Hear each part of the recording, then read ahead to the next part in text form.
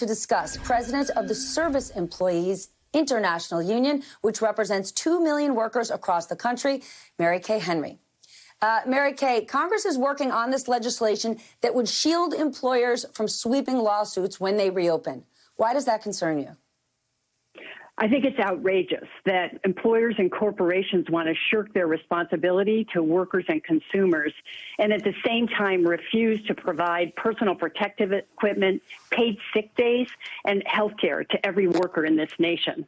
I was at McDonald's last week with striking workers who were told to wear coffee filters for masks, who were told not to advise their coworkers if they had tested positive for COVID-19, and all of whom cannot afford to stay home because there's no paid sick being provided and no affordable health care as a condition of that job.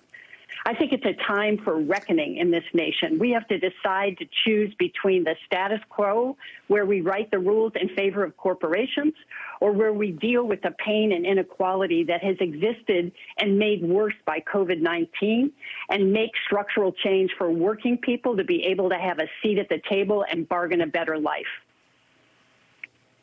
Not all employers are big companies or corporations or have big business lobbies. Half this country is employed by small businesses. What do you make of the argument that many small businesses say they simply cannot reopen if they're going to face a wave of litigation? We do know that there are a group of litigators, a big group, that are sort of circling the drain waiting here. How do you square this for small businesses out there?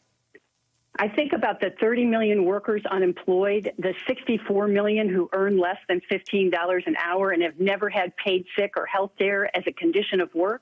And I think it's time for small business, working people, and our government to join together to make sure that we hold corporations accountable. And we think that happens by more workers being able to join unions and have structural change that allows us to bargain a better life.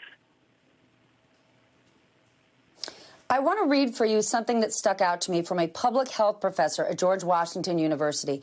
He writes this: "What is important about this pandemic is that it has shined a spotlight on workers who have always been essential, but before were invisible.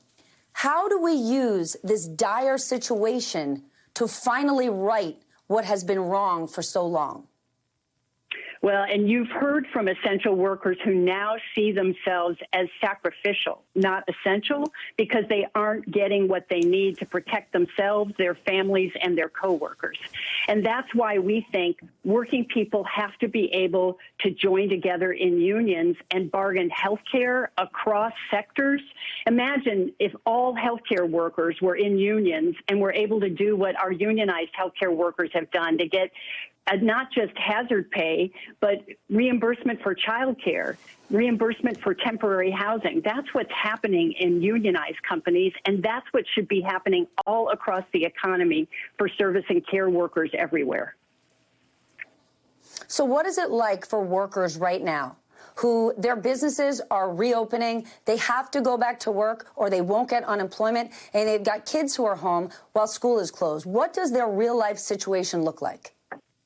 They're putting their lives on the line every day. It's an increasingly dangerous situation because the president's refused to do his job and use the Defense Production Act to provide the personal protective equipment that every essential worker needs. We have nursing home workers that are being have gowns in trash bags, and then fast food workers being told to use masks that are coffee filters. We can do better. Those workers who are being forced to return to work have to be able to have the protective equipment they need. Why would the Defense Production Act be used for meat, which we don't necessarily need, and not be used completely to make sure everyone has protective equipment? That's exactly the question on every frontline worker's mind. Why can't this government do right by us, and why can't corporations step up and do their part like essential workers are doing every day, who want to do their very best job in delivering food, in caring for the sick? We just need we need protective equipment in order to live a better life. Mary Kay, thank you for joining me. Thank you for your work. My question for the day: I don't need a cheeseburger. I don't need a hot dog, but I definitely need a mask. Somebody has to explain this Defense Production Act. That wraps us up this hour. I'm Stephanie Ruhle. My friend and colleague Ayman Mohideen picks up coverage on the other side.